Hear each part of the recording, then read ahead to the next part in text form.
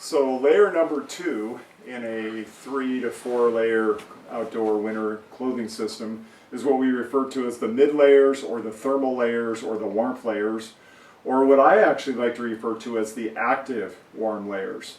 And these are the layers worn over whatever base layers we've chosen and would be underneath whatever outer 3-layer protective waterproof breathable shells we're wearing on the outside. And this is an incredibly broad category with an incredibly wide range of solutions and ideas and ways that people dress in here. So I'm just going to give you a few representative examples of what to put in that middle layer. Many years ago we relied primarily on wool. So we would wear on the torso things like wool shirts. This is an example of a wool shirt. You know, your good old grandfather, and I'm a grandfather, or father's wool shirt, or wool sweaters. And generally we would, 2 layers of wool sweater equals the equivalent nowadays of an average type polyester fleece jacket. On the lower half we would wear wool pants, or in this case I'm showing you as a pair of wool knickers worn with wool knee socks. Now, advantages of the wool system. It's warm and functions when it's wet and damp. The airspace cellularly, in the wool fibers, they maintain airspace in and around themselves even when they're wet and damp. And so they trap some dead airspace and they just truly function. Disadvantages of wool, in my opinion, in some cases they can be scratchy and people are allergic to it. They're more difficult to care for. They typically have to dry clean these. And they shrink. And virgin wool, brand new wool products now are incredibly expensive. These type of shirts and sweaters and things would be in hundreds of dollars, and wool pants bought brand new are easily $100, $150, $200. For scout use, many decades ago, we would go to the military surplus store and buy surplus wool pants. And so you will find some of the winter camping staff wearing wool pants, and that's certainly an appropriate solution for your outerwear for the lower half of your body. For several decades now, we've looked to synthetic materials for this mid layer, and so I'm going to address first of all the pant portion of it.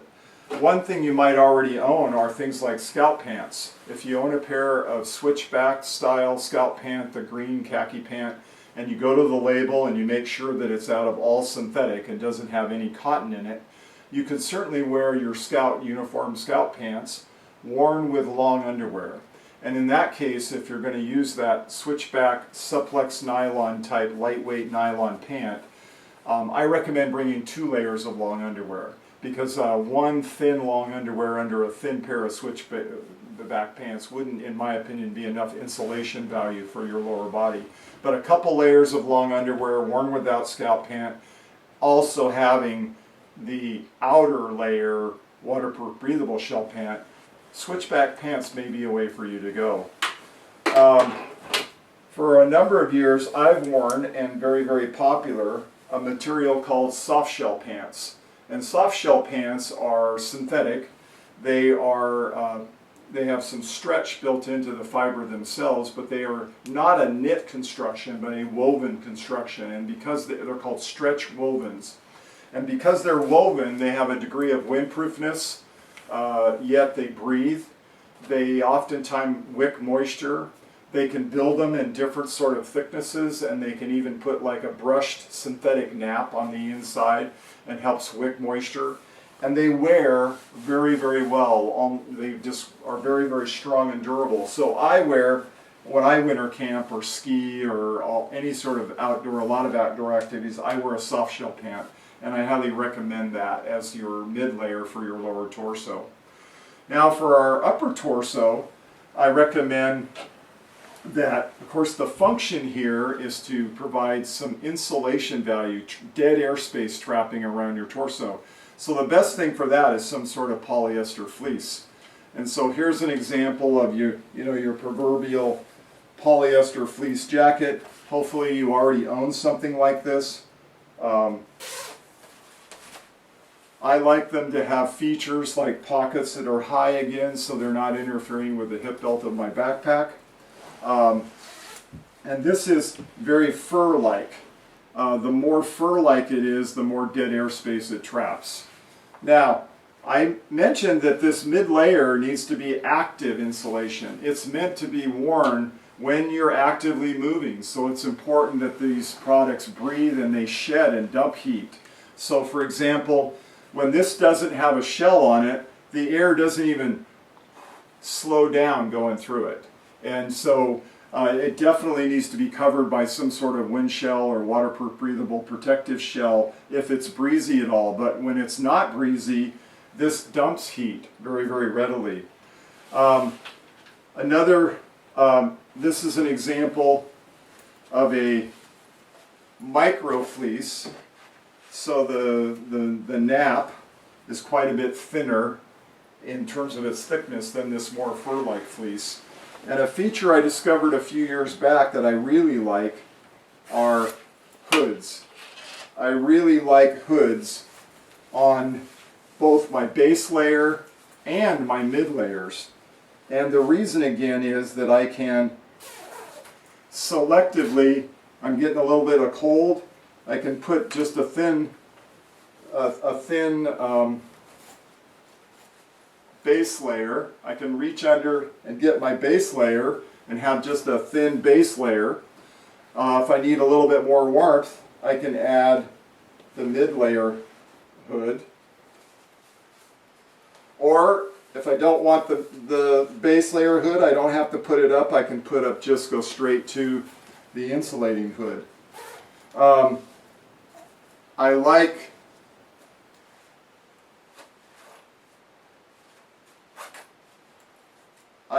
hoods that fit and move with my head. And in this case, it fits well enough it doesn't need any kind of draw cords or anything. I've got high pockets, again, that are out of the way of my hip belt, and a nice stash pocket on the chest for, power bars, snacks, treats, sunscreen, or various things. Or I can stuff my gloves in here if I need to dry off a pair of those gloves. This is a kind of esoteric feature of this particular hoodie. Is it actually also has a face mask built into it. So you get a little extra protection that built into the hood of this particular active base layer. It's kind of a handy feature, but I'm not necessarily saying that I would judge the garment based on that one sole feature. Now, just like there are soft shell pants, this is a garment style that's likely that you probably already own, which is a soft shell jacket. So this is that same stretch woven exterior material, but in this case it has a thin layer of micro gridded fleece in it. So this is a situation where they're trying to accomplish windproofness to a small degree with a little bit of thin insulation. So if you own things like soft shell jackets, they certainly are appropriate in this mid layer. When it gets really rainy or really windy, I'm going to still put my waterproof breathable Gore-Tex shell jacket on over it. Now, I'm going to share one more little twist on this whole process of choosing and layering. Historically, I would wear thin base layer, a thick piece of fleece, and my waterproof breathable jacket. A number of years ago, I discovered a couple of alternatives to that. And that is that oftentimes when I was trying to reach for my fleece to stay warm, what I really needed was simply windproofness. So I've taken to carrying a 6-ounce nylon wind shirt, nylon windbreaker product. And if it's a little bit too chilly for my base layer, before reaching for any kind of insulated mid layer, I just put on a simple windbreaker product like this. And oftentimes, that's all that's needed is a windbreaker over a base layer.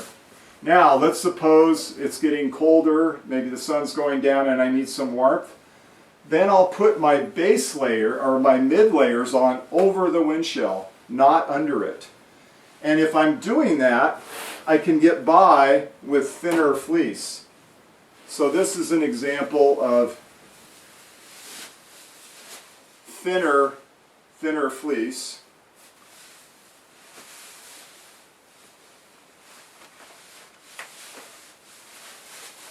And I no longer even carry thicker fleece products like that.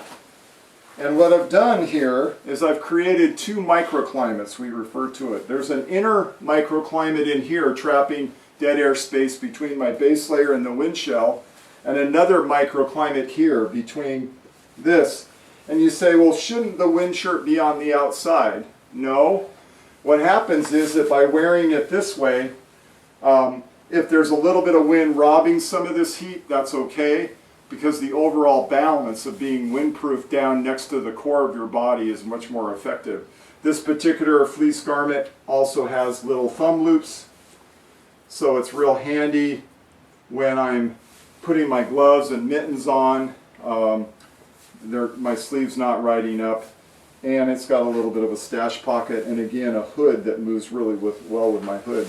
So the combination of a wind shirt and thin fleece is still lighter than this soft shell jacket or even this heavier fleece jacket.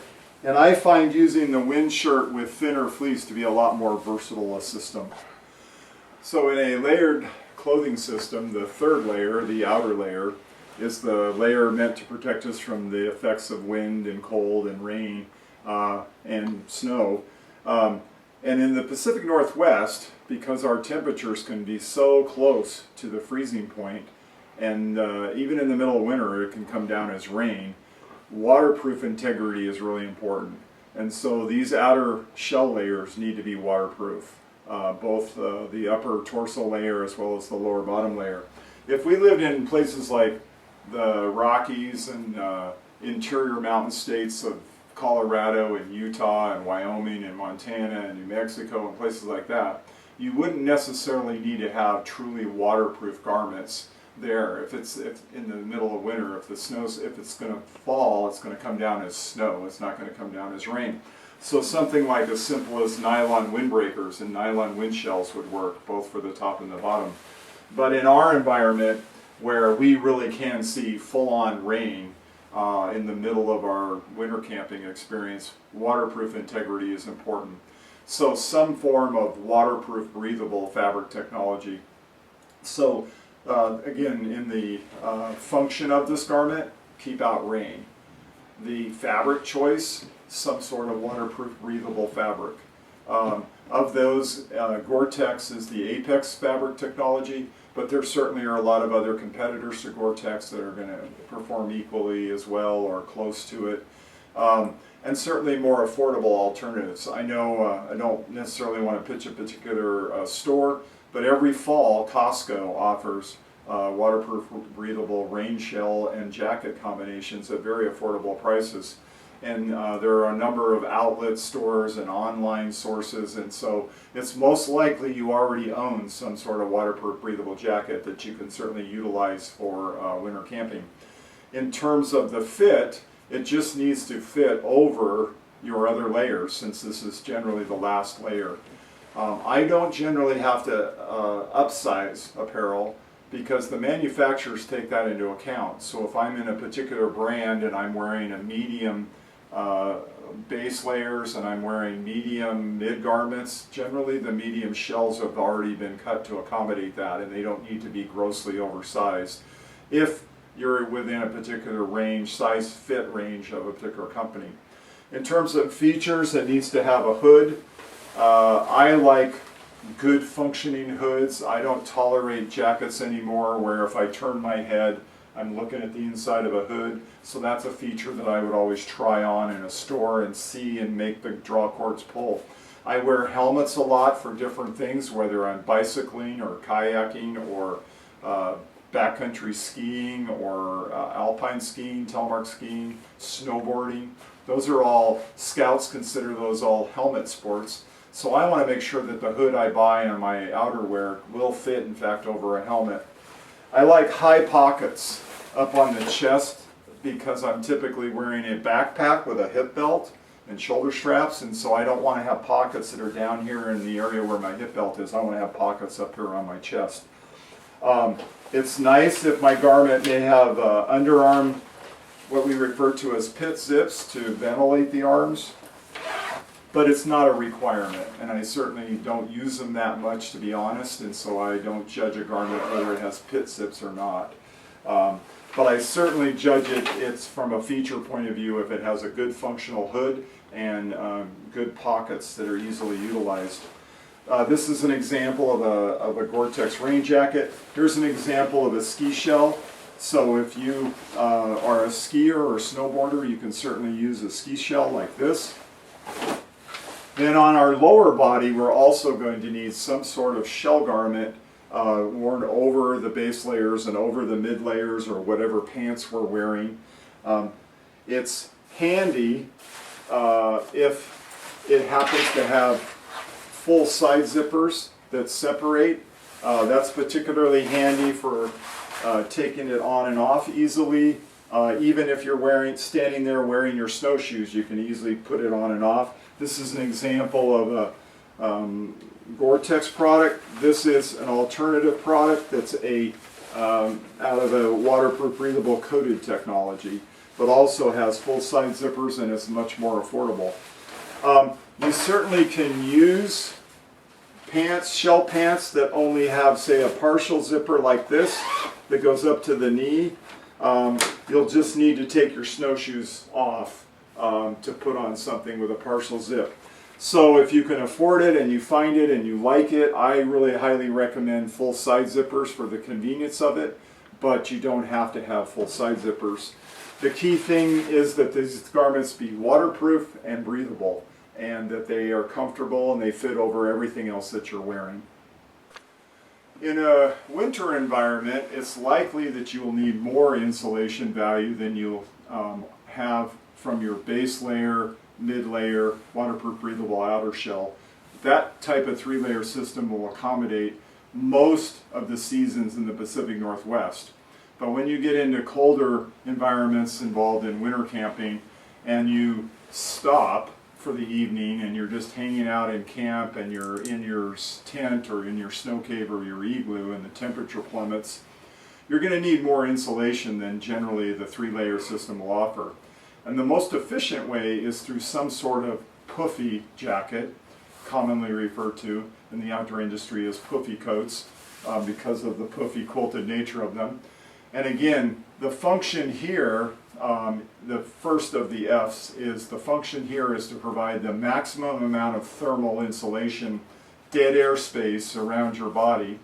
The fabric choices here are going to be typically insulated with either down or with some sort of polyester synthetic.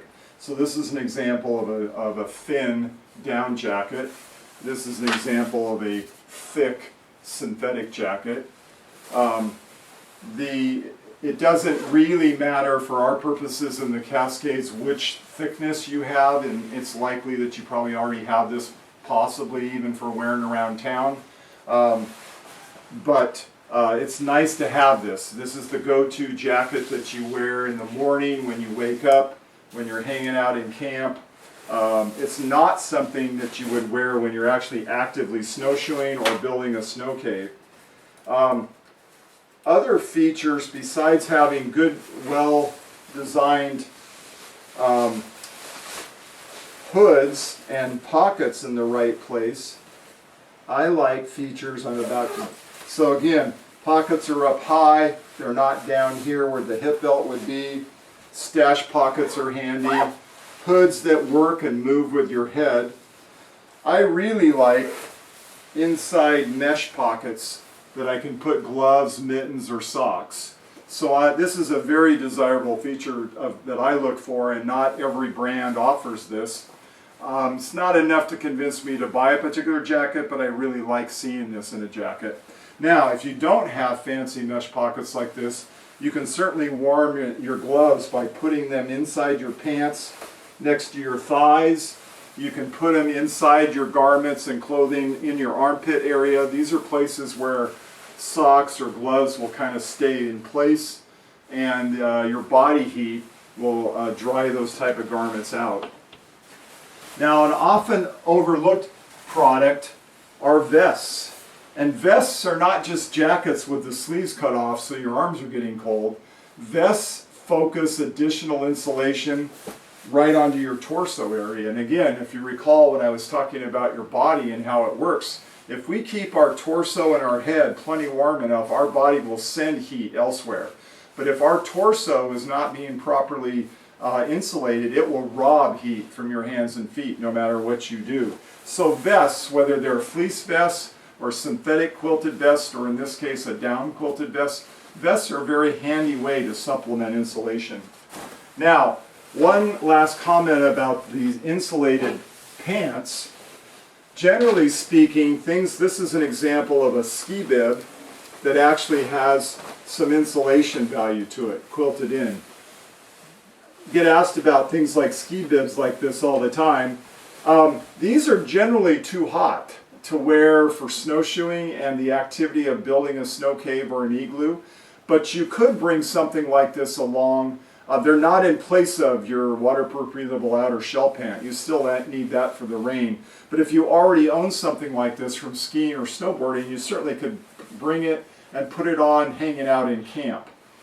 A lighter weight, more luxurious version would be essentially puffy pants for your lower body. And this is an example of a lightweight puffy pant with full side zippers. This weighs about a pound, very, very stuffable. So I don't consider this a necessity of winter camping, but it's like the down booties. This is a really nice luxury to have. And this is what I add over my soft shell pants when I'm done doing all the exercising for the day and I'm just hanging out in the morning. And then I sleep in it at night, and I call those my pajamas. So hopefully we've given you a few ideas about that fourth and final layer. This layer, of course, is meant to provide windproofness as well, because the outer shells are fairly windproof. Be aware that in the last few years there's a whole new category of puffy jackets where the outer shell material is very porous and is not very windproof. And it's actually meant to be worn in the mid-layer category. And that's Patagonia and also Arc'teryx make garments out of that. And there's usually some kind of word like air in the description of it because they actually pass air very quickly. And so don't confuse a quilted jacket that has a very porous outer shell for this fourth category. That's really meant to be worn in place of things like a fleece jacket for active sport use.